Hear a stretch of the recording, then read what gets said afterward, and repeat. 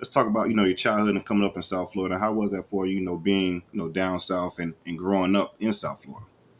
Oh man, it was amazing. So my background story for me, I was born in Florence, South Carolina, right? And then my mom got married in like I want to say 94, 95. We moved down to South Florida. So I always had family in South Florida, Broward County, Dade County, Palm Beach County. So before actually moving down there, I used to always go down to my cousins in Pompano Beach, right? And every summer I used to always, I spent like 2 or 3 summers down there, like in 92, 93, whatever the case may be. And the first thing I realized, football. Because I love football. I told you guys earlier, man, growing up, man, that's all I ever wanted to do. I wanted to run into people. You know what I mean? I wanted to make people miss.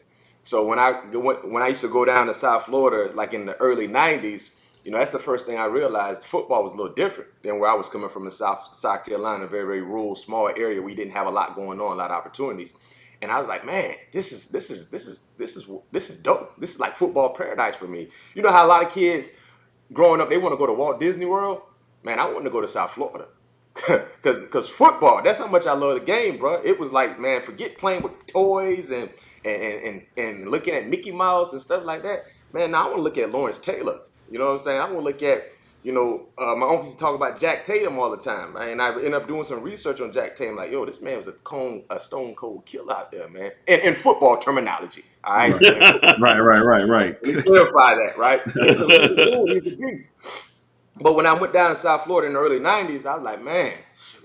My cousins who all went to Ely, you guys from South Florida know about Pompano Beach, Ely, a school that has produced big time talented players. Of course, my cousin Pat Peterson went to Ely. So I used to always, you remember back in the day, you said throw them up tackle, right? Mm-hmm. Out in the yard, throw the ball up, whoever catches it, you got to tackle them. So you might have 1 on 10, depending on how many people out there throw them up tackle. Yeah. Man, we ain't had no football, so we used to do it with a can, an acorn, it didn't matter what it was. So when I first came down there from South Carolina, I had an accent, a heavy country accent, like your boy from the Wood. You remember the movie The Wood? Yeah. North Carolina to LA. From North Carolina. And yeah, I was so hesitant in talking because everybody used to laugh at me because I had a super country accent. But one thing I did was I was a man, I tried a few words, but I allowed my athletic ability to do with the rest. So it's like, man, who this dude is? You know how South Florida kids is. When you got a new kid on the block, they really don't know who you is. They really ain't rocking with you like that.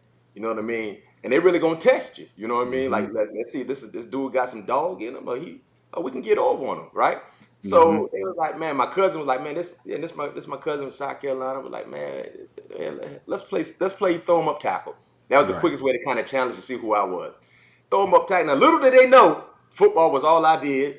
That's all I watched. And outside of playing football, I was a big time wrestling fan. So growing up in South Carolina, we had one television. My uncle used to control it. Only we were gonna watch football, basketball, or wrestling, right? And me growing up watching wrestling, my scoop game was phenomenal. I learned how to slam people. Well, I would get up under you, and up you go. So most kids didn't really do that growing up. You know what I mean? Especially in the mid '80s. So that's how I learned how to tackle, by watching wrestling. So we throw him up tackle. Man, first kid I got my hands on, man, I scooped him, man, took him up to the 3rd floor, man, and dropped him on his head. So you know how kids are like, oh, no, man, that was an accident. South Carolina for real. Yeah, that's one of them mistakes. Man, so throw him up tackle. The can, whatever we was playing with, fell. I picked it up, hit a kid with a move, and took it to the house, right? So now they's like, oh, shoot. Like, bruh, who your cousin is, right? So now they was like, now it went from throwing up tackle to wrestling. Now they want to try to, everybody trying to take their chance on you, right? Put you through the gauntlet, the gauntlet, right there. You know, kids are pumping no hard. It's a little rough around there, pumping no. Yeah, it's tough down there. Long story short, that's how I earned my stripes before actually moving down. And South Florida is different. It's competitive.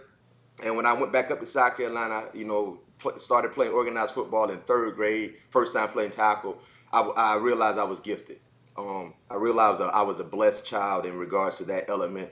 And we all are blessed in our own ways. We just got to figure out what that blessing is.